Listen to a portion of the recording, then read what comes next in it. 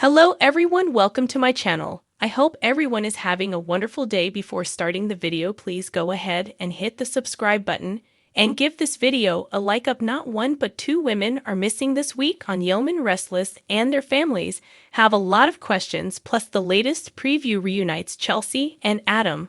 While Lily and Damon get to know one another a little better, she however knows more about him than he realizes. Daniel became concerned when he couldn't get in touch with his mother, and both Thea and Summer feared something had happened to Phyllis.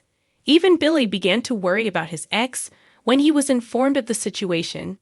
Chance was on the case, and the fact that he took Phyllis' disappearance seriously wasn't a good sign. Next week things go from bad to worse, as Phyllis isn't the only one missing. Coming up, Daniel says Sharon and our mother are both missing. I mean, do you think there's something more to this? Nick, standing with Summer, replies, it seems like a weird coincidence. Daniel replies, yeah, why would the two of them go anywhere together? They hate each other. Maria beside Chance muses, unless one of them didn't go willingly. Of course, there is another possibility. Could Y&R be involved? Damon and Holden were set to leave City behind. But before they could depart, Winters caught Damon's eye. After a lot of talk, Damon finally convinced her to have dinner with him.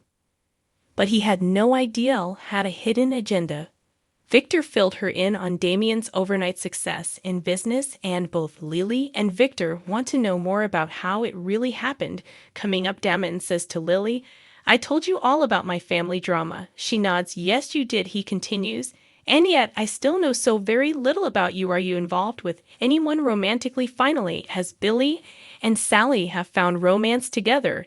It seems so. Have their exes over a romantic lit dinner? Adam says to Chelsea, look at us, who thought that we would be here? Chelsea replies, definitely not me. The dim glow of the street lamp outside barely pierced through the thick curtains of the motel room, casting eerie shadows along the cracked walls. The room smelled of old cigarettes and stale air. But Phyllis Summers and Sharon Newman had bigger concerns than the lack of fresh linens. They were bound to rusted metal chairs, their hands secured behind their backs with thick zip ties. Phyllis groaned as she stumbled against her restraints. This is ridiculous. I swear, if I get out of here, I am going to kill them. Phyllis gave her a pointed look. Think we're tied up in a creepy motel room with no clue where we are? The only thing I'm thinking about is how much I hate Y&R. The name alone set shivers down Sharon's spine. Y&R, the charismatic yet dangerous cult leader who had manipulated so many lives, including hers in the past. He was a master of deception, a man who thrived on control and chaos. If he had taken them, he had a plan, and that was the most terrifying part. Just then the door creaked open. A tall, lanky figure stepped in, his long fingers curling around the doorknob like a spider clinging to its prey. Y&R. Well, well, he drawled, his voice smooth like silk, but laced with venom. My two favorite ladies reunited once more. Isn't this delightful? He stepped closer, his piercing blue eyes glinting with amusement. Oh, Sharon, you wound me. Can a man simply want some good company? Phyllis scoffed. Cut the crap, Ian. You don't do anything unless it benefits you. What's your end game? Ian smirked. Lean against the wall, straight to business. I'd always admired that about you, Phyllis. But you see, my dear, this isn't about me. It's about all of us. The world is on the brink of something big, and I need brilliant minds like yours to help me. Phyllis narrowed her eyes. Oh, let me guess, another cult, some grand twisted ideology. Hen chuckled. Cults are such an outdated term.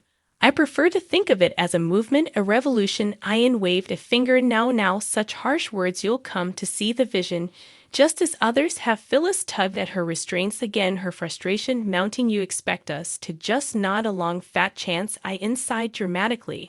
I was hoping we could avoid any unpleasantness. He reached into his pocket and pulled out a small phone, holding it up for them to see. With a few taps, of video played on the screen. The footage showed Summer Newman, Phyllis' daughter, walking out of a cafe, oblivious to the black SUV creeping up behind her. Careful, Phyllis.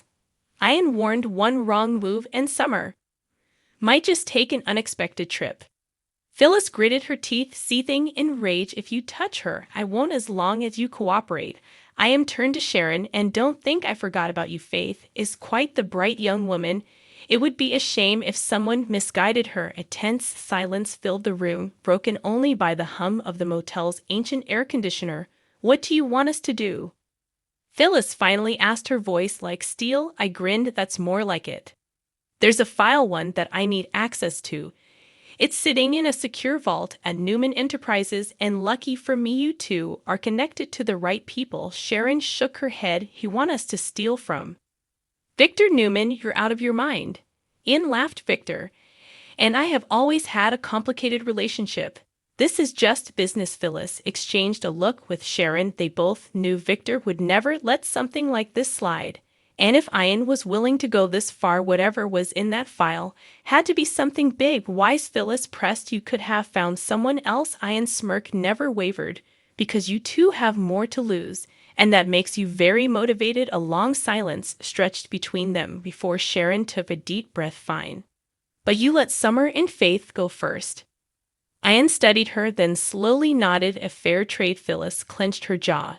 Knowing this was just the beginning of a dangerous game. Ian Ward had set the pieces on the board, but she and Sharon weren't about to play by his rules.